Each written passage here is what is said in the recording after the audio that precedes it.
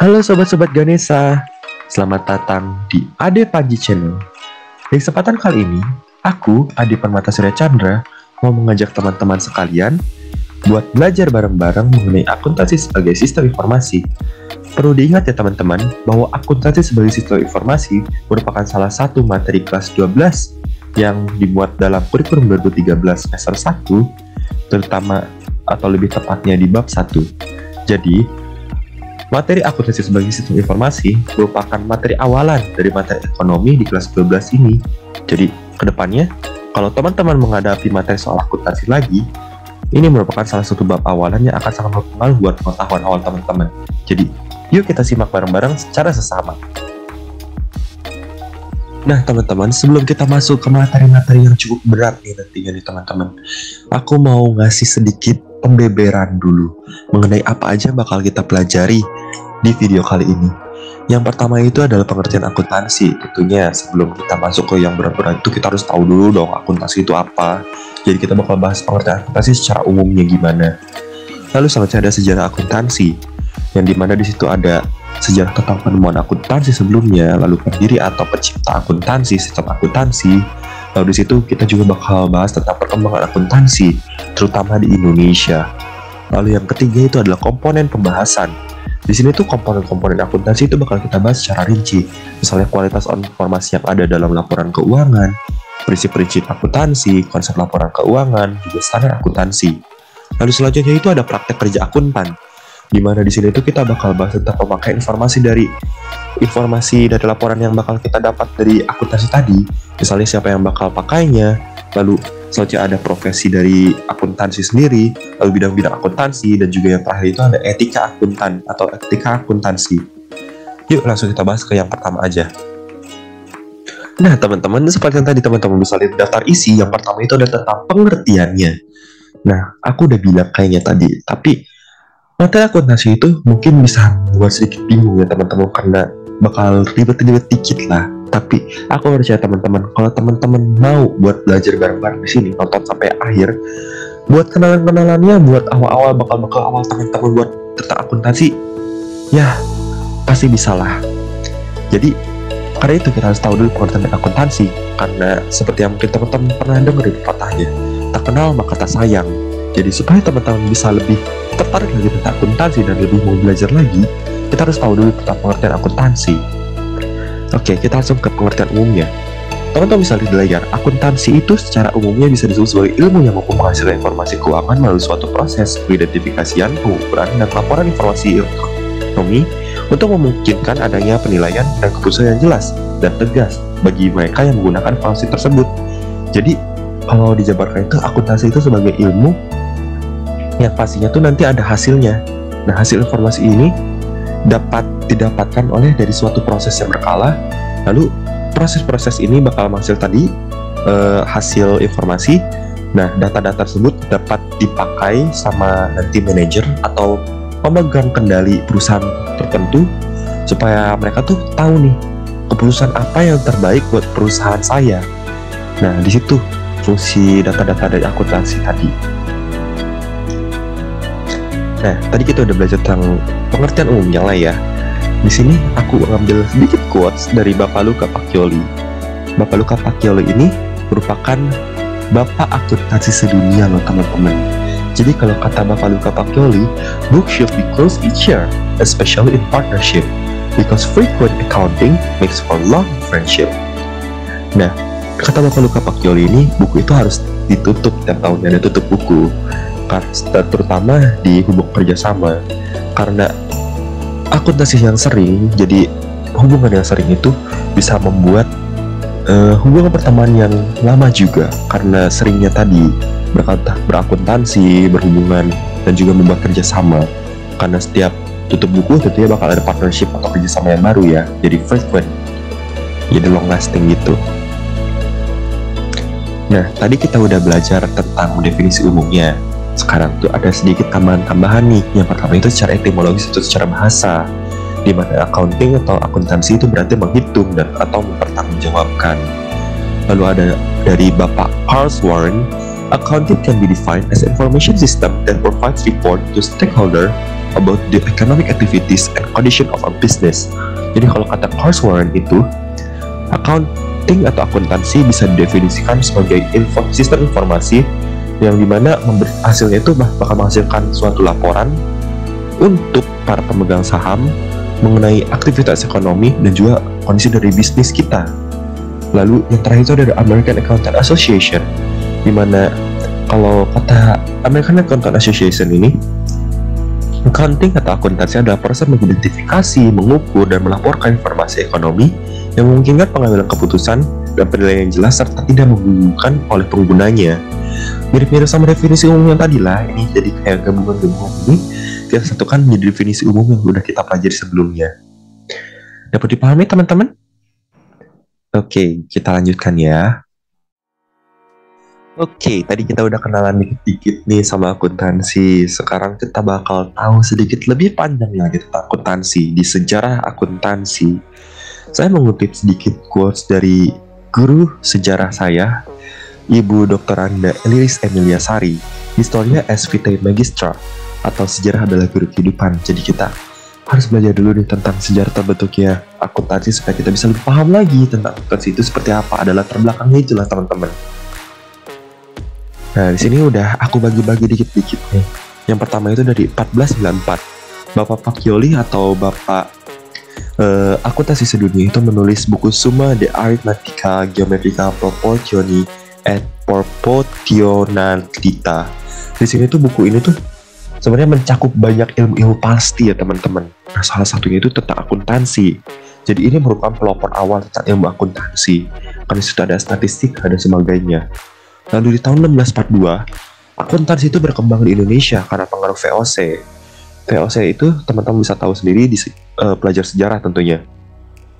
Merupakan salah satu organisasi dagang Belanda. Jadi udah pasti dong mereka punya sistem atau struktur tersendiri supaya bisnis mereka bisa semakin maju. Jadi mereka udah menggunakan sistem akuntansi. Lalu di 1957, akuntansi berkembang dan terbentuk IAI, Ikatan Akuntansi Indonesia. Ini merupakan awal revolusi akuntansi yang dari bangsa Indonesia sendiri. Kan sebelumnya itu kita masih terbawa arus dari sistemnya Belanda dan juga sistemnya Jepang karena kita masih baru lolos dari penjajahan. Nah, kita mulai membentuk organisasi IAI, Ikatan Akuntansi Indonesia. Lalu dilanjut di tahun 1973, IAI atau Ikatan Akuntansi Indonesia yang tadi barusan kita bahas, itu merumuskan prinsip akuntansi Indonesia. Prinsip akuntansi Indonesia itu apa sih? Nah, prinsip akuntansi Indonesia itu adalah ya seperti namanya prinsip atau guideline-nya lah buat akuntan-akuntan Indonesia apa yang harus dilakukannya. Lalu dilanjut ke 1 Oktober 1973, nggak lama nih, masih tahun 1973 juga, yaitu mengganti PAI menjadi Standar Akuntansi Keuangan (SAK). Dan juga selanjutnya masih ada di 1 September 2007 ada SAK yang tadi kita bahas, Standar Akuntansi Keuangan itu direvisi. Nah, berisi 59 PSAK, yaitu pernyataan SAK, lalu akuntansi syariah, dan 7 ISAK, interpretasi SAK. Jadi masih ada perubahan-perubahan. Nah, kira-kira begitu buat sejarah singkatnya lah mengenai akuntansi. Nah, teman-teman, tadi kan kita udah mulai belajar sejarahnya nih. Sekarang mari kita belajar soal komponen-komponen dari akuntansi.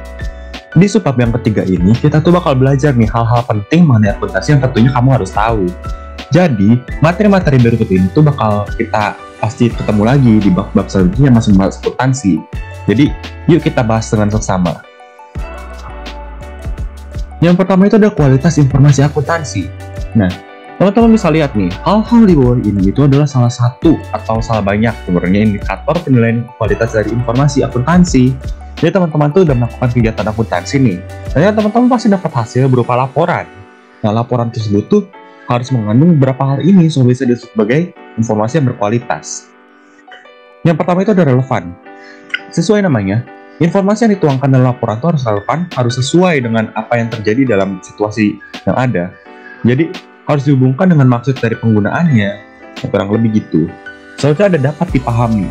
Nah, tentunya laporan yang dibuat itu harus dapat mudah dipahami oleh siapapun bacanya. Jadi target bacanya itu harus teman-teman tahu juga siapa, dan juga harus teman-teman membuat sesederhana mungkin, sejelas mungkin, sehingga mudah dipahami oleh siapapun yang membacanya. Lalu selanjutnya ada daya uji. Daya uji tuh maksudnya nih, kalau misalnya teman-teman mau membuat laporan itu informasi harus dapat diuji kebenarannya. Nah, oleh para pengukur yang independen juga diujinya ya, dengan menggunakan metode pengukuran yang juga sama. Selain itu ada netral.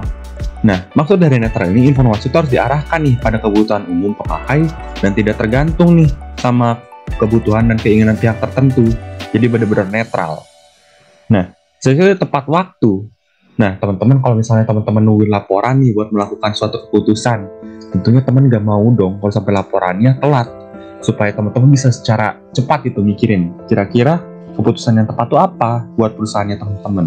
Nah, oleh karena itu, jadi suatu informasinya itu harus tepat waktu, harus sampai sedini mungkin supaya dapat digunakan sebagai dasar dalam pengambilan keputusan ekonomi yang untuk dapat juga untuk menghindari tertundanya pengambilan keputusan tersebut. Jadi udah tahu gitu loh kira-kira gimana harus jalannya kalau misalnya tepat waktu. Selanjutnya ada daya banding. Maksudnya gimana nih daya banding? Nah, daya banding ini itu informasi itu bisa lebih berguna nih kalau misalnya bisa dibandingin nih sama informasi-informasi yang dulu dari lapor-laporan yang dulu. Jadi apa aja yang berubahnya di situ bisa kelihatan. Nah, selanjutnya adalah lengkap. Lengkap tentunya seperti namanya ya. Informasi di dalam laporan itu harus lengkap. Harus dikatakannya tuh jadi harus memenuhi keenam tujuan kualitatif di atas lainnya yang juga dapat memenuhi standar pengungkapan dalam laporan keuangan. Dapat dipahami ya teman-teman? Kita lanjut kayaknya ke materi selanjutnya langsung aja ya teman-teman. Oke, komponen selanjutnya itu adalah prinsip akuntansi. Nah, prinsip-prinsip itu maksudnya gimana ya? Prinsip-prinsip ini tuh maksudnya adalah mindset atau bahan basis pikiran yang harus teman-teman buat atau tentukan dalam pikiran teman-teman tersendiri untuk melaksanakan kegiatan akuntansi. Ada 4 nih teman-teman yang bakal aku mention. Yang pertama itu basis akrual. Nah, maksudnya basis akrual ini, catatan transaksi itu dicatat pada saat yang terjadinya peristiwa ekonomi. Jadi benar-benar pada saat itu juga gak ditunda-tunda ataupun nggak yang sebelum-sebelum dilakukan tapi udah tercatat. Jadi benar-benar saat adanya transaksi langsung dicatat. Selanjutnya adalah business continuity. Nah, mindset ini juga merupakan salah satu mindset yang bakal dibahas-bahas lagi ke depannya. Jadi untuk pengenalan itu, sang akuntan atau sang pihak-pihak yang terlibat harus punya mindset bahwa bisnis yang mereka jalan itu bakal berkelanjutan. Jadi bakal ada terus kegiatan-kegiatannya secara berkesinambungan dan tidak ada keminatan untuk berhenti gitu. Mereka ada kesatuan usaha. Di sini tuh bisa disebut juga tuh kalau kesatuan usaha itu business entity. Jadi kalau disebutnya juga entitasnya tuh udah jelas bahwa kalau kesatuan ekonomi itu terpisah dari pihak yang berkepentingan dengan sumber perusahaan gitu. Lalu selanjutnya ada harga perolehan. Nah, harga perolehan ini simpelnya itu jadi setiap transaksi pembelian suatu barang harus nyata sebesar harga perolehan tersebut. Misalnya nih teman-teman mau beli baju seharga 25.000, tapi di pasar itu teman-teman nawar nih jadi 20.000 aja deh bu. Nah, teman-teman itu nanti nyatetnya buat pencatatan keuangan itu juga 20.000 yang sudah ditawar tadi, bukan 25.000. Jadi ya say no to corruption deh. Dapat dipahami ya teman-teman? Tadi kan kita udah bahas prinsip nih. Sekarang itu kita bakal bahas konsep dasar laporan keuangan. Nah, konsepnya lumayan banyak nih ya teman-teman. Ada 1, 2, 3, 4, 5, 6, 7, 8, 9, 10, 11, 12. Nah, konsep-konsepnya itu sebenarnya lumayan sederhana. Kalau kita lihat dari judul-judulnya aja juga pasti teman-teman bisa mengaitkan nih. Nah, konsep-konsep ini tuh ya hal yang mendasarnya perlu diperhatikan saat membuat laporan keuangan. Sehingga laporan yang kita buat itu dapat dipergunakan sebagai acuan nih untuk pembuatan keputusan berkedepannya. Nah, yang pertama itu ada konsep entitas usaha. Maksudnya gimana ya konsep entitas usaha itu? Nah, konsep entitas usaha ini membatasi nih data transaksi dalam sistem akuntansi terhadap data yang berhubungan langsung dengan kegiatan usaha. Nah, konsep ini juga menghendaki pemisahan secara tegas antara perusahaan dengan pemilik. Jadi, kalau misalnya perusahaan perseorangan ataupun usaha bersama, bagusnya itu dibuat satu pos yang menjelaskan hubungan antara pemilik dan perusahaan. Seperti misalnya rekening private atau pengambilan pribadi. Pemindahan harta nih dari perusahaan ke pemilik juga harus ada melalui transaksi pembagian laba ya teman-teman. Di situ maksud konsepnya. Lalu selanjutnya adalah konsep kelangsungan usaha yang disebut juga business continuity. Ini sebenarnya sama aja sih sama prinsip business continuity yang udah kita bahas sebelumnya. Jadi harus ada mindset bahwa udah terkonsep nih kalau bisnis yang di jalan itu bakal terus berjalan tanpa ada niat untuk berhenti di tengah jalan. Lalu selanjutnya ada konsep dasar keuangan. Nah, konsep ini tuh menghendaki agar penyusunan laporan keuangan tuh menggunakan satuan unit pelaporan. Jadi misalnya unit keuangannya tuh dipilih secara yang emang valid di tempat tersebut. Misal kalau di kita nih di Indonesia itu pakai rupiah. Atau kita mungkin terjun ke dunia internasional nih. Jadi kita pakainya dolar. Kira-kira begitu. Jadi kalau misalnya pembaca itu ngelihat tuh udah jelas. Kita tuh pakai unitnya rupiah. Jadi gak ada salah paham gitu antara pembaca laporannya. Selanjutnya itu ada konsep realisasi penghasilan. Maksud dari konsep realisasi penghasilan ini adalah realisasi penghasilan tuh jadi ketika adanya penjualan atau penyerahan jasa, nah di situ juga langsung direalisasi, bukan saat pembayarannya. Jadi benar-benar waktu ada penjualan atau penyerahan jasanya dapat dipahami ya. Lalu selanjutnya itu ada konsep harga pokok. Harga pokok ini menghendaki adanya pengukuran aset sebesar nilai perolehan awal atau historical cost dan pengakuan kewajiban sebesar nilai yang harus dibayar ketika jatuh tempo. Jadi benar-benar terkukuhi ini kalau misalnya pakai konsep harga pokok ini. Jadi pengukuran aset itu sebesar nilai perolehan awal, terus nanti harus ada pengakuan kewajiban juga sebesar nilai yang harus dibayar. Ketika nanti misalnya kita ada bond itu waktu jatuh temponya harus ada benar-benar ada pengakuan kewajibannya di situ.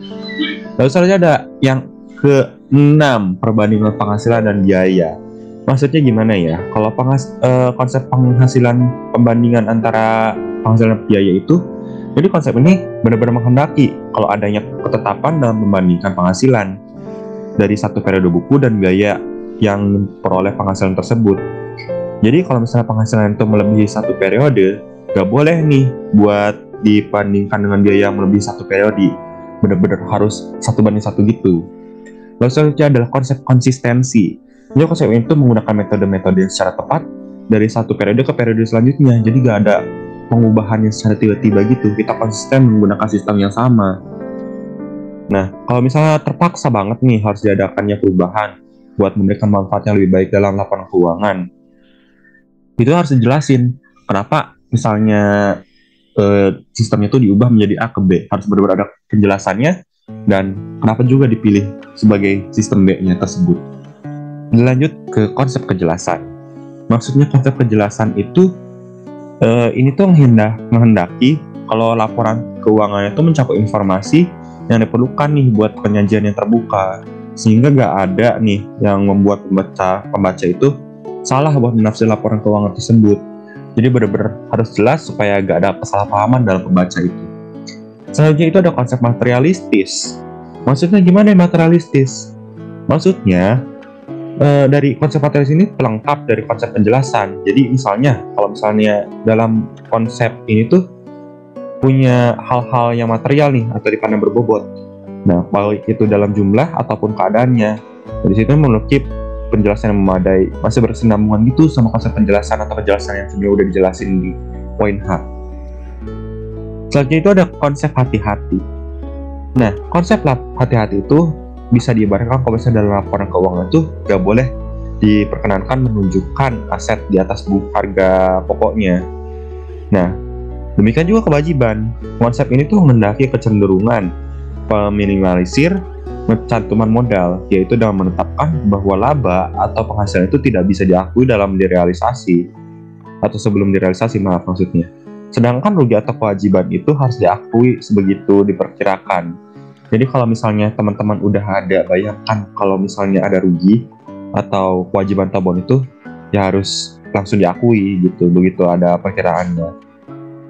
Sedangkan kalau misalnya ada kalau teman-teman mau mencantumkan modal dengan menetapkan laba atau penghasilan itu ya gak bisa kalau misalnya uangnya belum ada realisasinya, baik itu dalam bukti secara cek ataupun secara cash.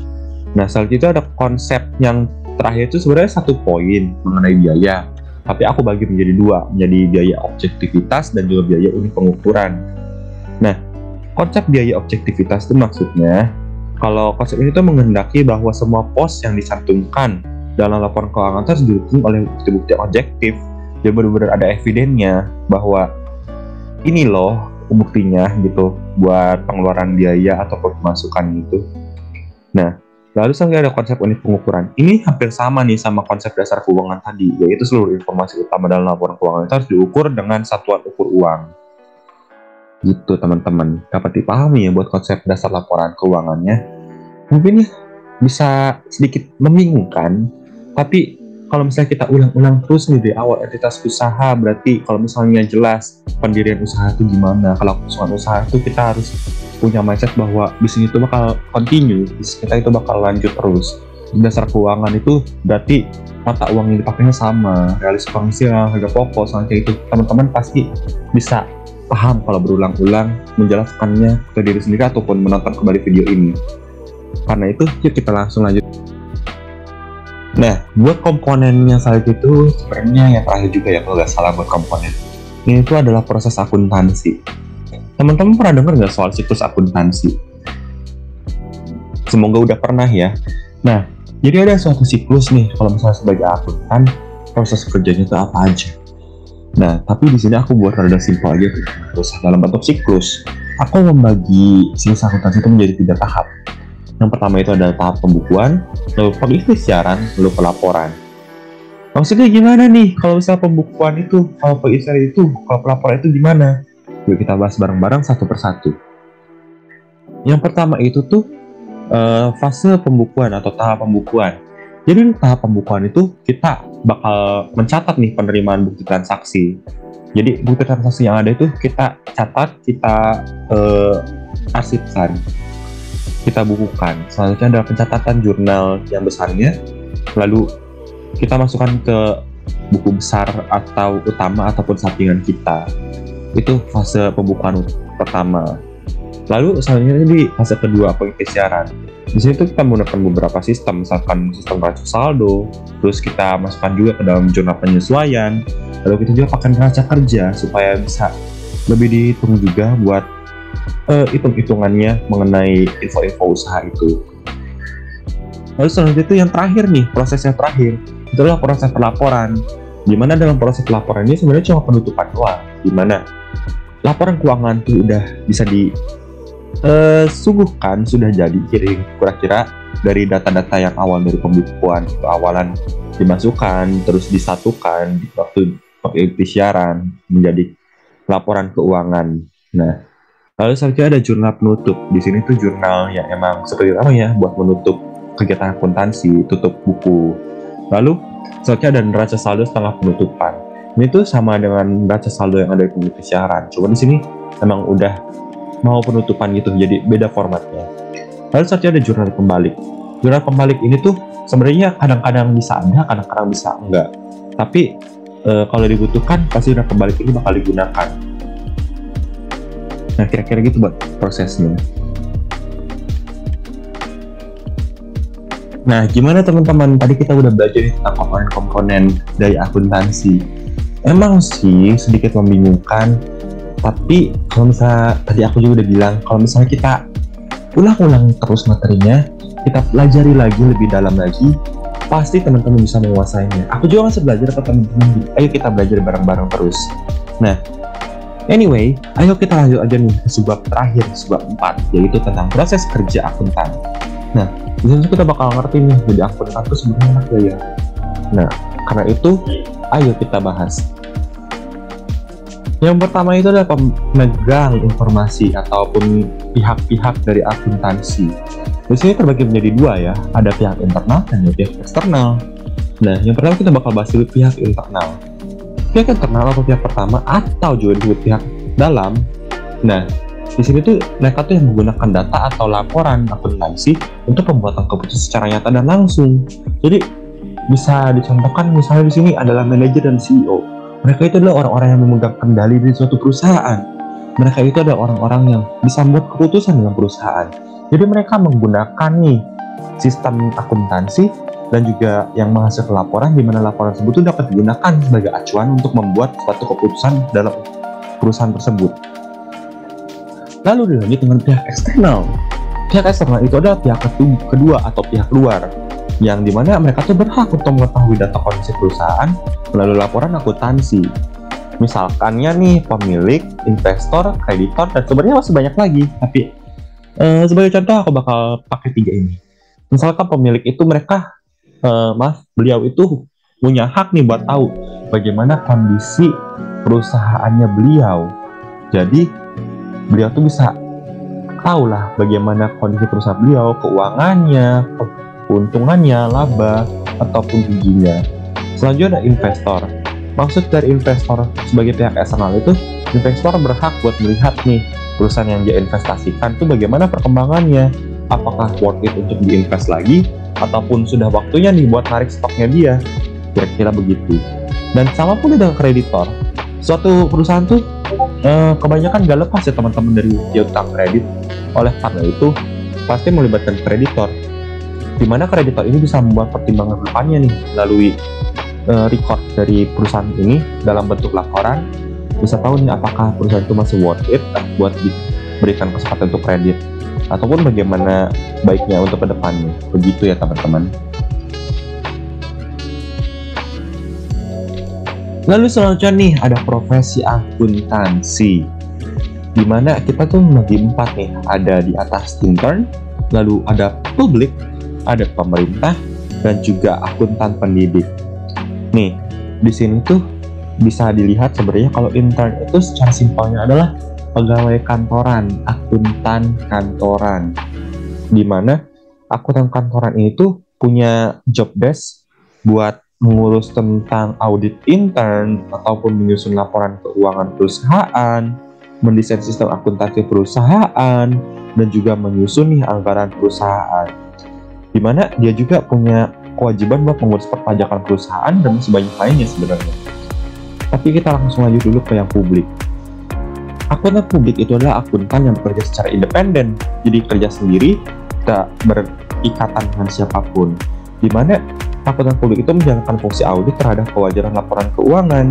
Nah, akuntan publik ini juga menjalankan proses akuntansi perusahaan klien berdasarkan SAP dan SPAP. Nah, hasil audit laporan keuangan perusahaan ini nantinya berupa pernyataan nih yang dituang dalam laporan keuangan auditan. Selanjutnya itu ada akuntan pemerintah.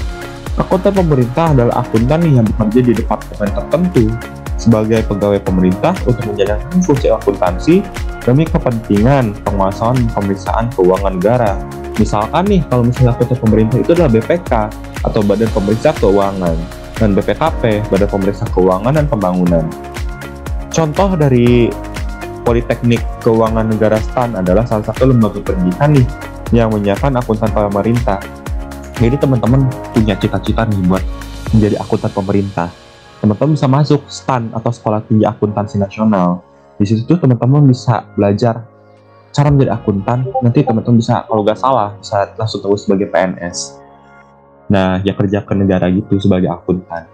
Nah, selanjutnya ada pendidik. Akuntan pendidik itu seperti namanya, merupakan suatu profesi guru, salah satu profesi guru yang mengajarkan akuntansi, di mana tugasnya tuh ya mengajarkan dan mengembangkan disiplin ilmu akuntansi pada masyarakat melalui jalur pendidikan. Akuntan pendidik ini biasanya berprofesi seperti dosen ataupun guru. Nah, selain dari dosen dan guru, sebenarnya sudah marak juga dari akuntan pemerintah dan akuntan publik yang emang punya skill dan punya nama, bisa mengajukan diri untuk menjadi akuntan pendidik di lingkungan masyarakat. Gitu ya teman-teman.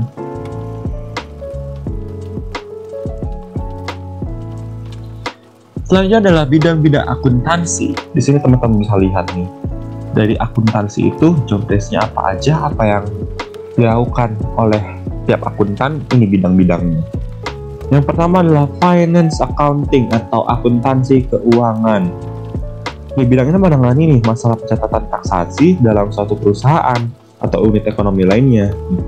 Dan juga financial accounting ini juga menyusun laporan keuangan secara periodik dari catatan-catatan yang ada. Lalu selanjutnya ada auditing atau akuntansi pemeriksaan.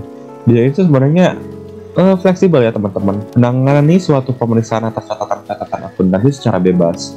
Jadi benar-benar bukan cuma sebenarnya ribet, tapi secara simpel itu ya bedanya cuma menangani suatu pemeriksaan atas catatan akuntansi yang ada. Jadi tinggal diproses lagi aja dari catatan yang ada. Lalu adalah cost accounting atau akuntansi biaya. Nah, di bidang ini tuh kita menekankan masalah penetapan dan pengendalian biaya. Ruang lingkupnya juga berupa biaya selama proses produksi dan juga harga pokok dari barang yang telah diproduksi. Selanjutnya adalah akuntansi manajemen atau manajemen accounting. Bidang ini adalah menggunakan data historis maupun data tafsiran untuk membantu nih manajemen dalam operasi sehari-hari dan perencanaan operasi mendatang. Bidang ini juga mengolah nih soal-soal khusus yang dihadapi oleh para manajer. Jadi berbagai jenjang organisasi bisa menggunakan jasa dari bidang ini supaya bisa mendapatkan keputusan untuk manage dengan baik dan benar. Selanjutnya ada tax accounting, adalah akuntansi pajak. Di akuntansi pajak ini mencakup penyusunan surat pemberitahuan pajak, juga mempertimbangkan nih konsekuensi perpajakan dari transaksi usaha yang ada. Jadi benar-benar soalnya tuh mikir-mikir soal pajak aja kalau misalnya akuntansi pajak perpajakan itu, gitu ya teman-teman. Selanjutnya adalah akuntansi anggaran atau budgeting. Akuntansi anggaran itu kalau di bidang ini menyajikan rencana operasi keuangan untuk suatu periode tertentu. Jadi kalau misalnya menyampaikan data perbandingan dan operasi itu yang sebenarnya dengan rencana yang telah ditetapkan sebelumnya. Jadi membuat suatu planning buat biayanya dan juga anggarannya disediakanlah sama akuntan yang dalam bidang budgeting ini. Lalu adalah akuntansi pendidikan. Udah kita bahas sebelumnya ya di yang tadi profesi akuntansi educational accounting, di mana di sini tuh akuntan tuh bertugas buat menjadi pendidik dalam lingkungan masyarakat ataupun sekolah ataupun tingkat pembelajaran lainnya mengenai ilmu akuntansi. Oh maaf, ada yang terlewat, governmental accounting, di mana governmental accounting itu benar-benar mengurus soal hubungan dengan catatan dan pelaporan transaksi ekonomi yang ada di lembaga-lembaga pemerintahan gitu ya teman-teman. Lalu social accounting yang terakhir nih, di bidang ini tuh berhubungan dengan perencanaan dan pelaporan tentang perubahan nih mengenai aktivitas sosial ataupun yang lainnya yang bisa disebabkan juga dengan aktivitas teknologi, perubahan teknologi maksudnya ekonomi dan juga budaya. Bisa dipahami ya teman-teman buat bidang-bidang akuntansinya seperti itu.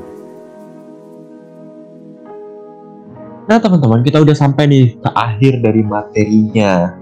Yang terakhir itu adalah tentang etika akuntansi seperti namanya itu, ini berkaitan tentang etika kita sebagai akuntan. Yang pertama adalah responsibility ataupun sikap tanggung jawab, dimana kita sebagai akuntan itu dituntut nih buat bertanggung jawab atas profesi kita, dimana disitu mempertimbangkan moral dan juga melakukan peningkatan jasa, juga menjaga nih kepercayaan klien supaya bisa lebih maju lagi.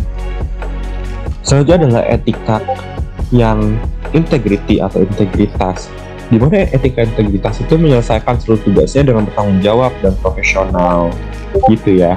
Lalu yang ketiga adalah public interest ataupun keinginan publik ataupun kepentingan publik maksudnya. Jadi dalam etika public interest atau kepentingan publik ini, kita diwajibkan nih sebagai akuntan itu mendahulukan kepentingan pihak pemakai informasi akuntansi dan juga menjaga kepercayaan mereka sebagai akuntan, gitu ya. Lalu ada objectivity atau objektivitas. Di sini kita dituntut buat menjaga objektivitas data yang ada dengan bersikap secara independen dan netral, bebas dari benturan kepentingan tertentu ataupun perpihakan terhadap pihak tertentu, gitu ya. Selanjutnya adalah kerahasiaan atau confidential maksudnya, maaf. Lalu di confidential ini maksudnya gimana ya? Kok ada rahasia-rahasiaan sih di akuntansi? Jadi gini loh teman-teman, kita sebagai akuntan itu punya data dari suatu perusahaan, di mana data tersebut tuh bisa digunakan untuk berbagai macam hal untuk membaca pergerakan dari perusahaan tersebut. Jadi kita sebagai akuntan dituntut buat merahasiakan data-data yang kita dapat atau kita peroleh dari pihak luar manapun, sehingga dapat secure juga buat data atau pemilihan informasi yang ada gitu ya. Selanjutnya adalah profesional, seperti namanya ya. Ini mungkin sudah jelas. Kalau sebagai akuntan itu kita harus dapat bersikap dan benar secara profesional. Jadi benar-benar menekuni profesi kita dan juga berlaku selayaknya yang harusnya kita lakukan sebagai akuntan. Tidak masuk ke ranah personal ataupun hyperpersonal gitu ya. Nah teman-teman, kita udah selesai nih membahas dari awal banget kita itu belajar tentang pengertian dari akuntansi, lalu sejarahnya di Indonesia, perkembangannya di Indonesia, sejarah perkembangan akuntansi di Indonesia. Lalu kita juga membahas tentang komponen-komponen utama dalam akuntansi. Dan juga yang terakhir tadi kita tuh belajar tentang profesi kerja akuntansi itu seperti apa. Nah, gimana teman-teman? Apakah menarik materinya? Kalau misalnya menurut teman-teman materi menarik, boleh ya tinggalkan like di video ini. Jangan lupa buat subscribe Ade Panji Channel, supaya teman-teman gak ketinggalan nih buat video-video pembelajaran barunya, yang tentunya bakal diupdate terus ya teman-teman. Aku juga mau mengajak teman-teman nih, kalau misalnya teman-teman punya video-video tersendiri buat tentang pembelajaran ekonomi tentunya, bisa langsung aja di-share ke Bapak Ade Panji, supaya bisa berbagi juga buat ilmu-ilmu ke teman-teman lainnya. Aku bakal nunggu banget ilmu-ilmu dari teman-teman. Aku sangat percaya nih teman-teman aku semua ini, sobat-sobat Ganesha ini semua, pasti punya ide kreatif yang dapat dituangkan dalam video masing-masing. Oke, kalau gitu aku tunggu videonya. Dan untuk saat ini, terima kasih sudah menonton. Maaf kalau ada kesalahan. Aku Ade Permata undur diri. Bye-bye.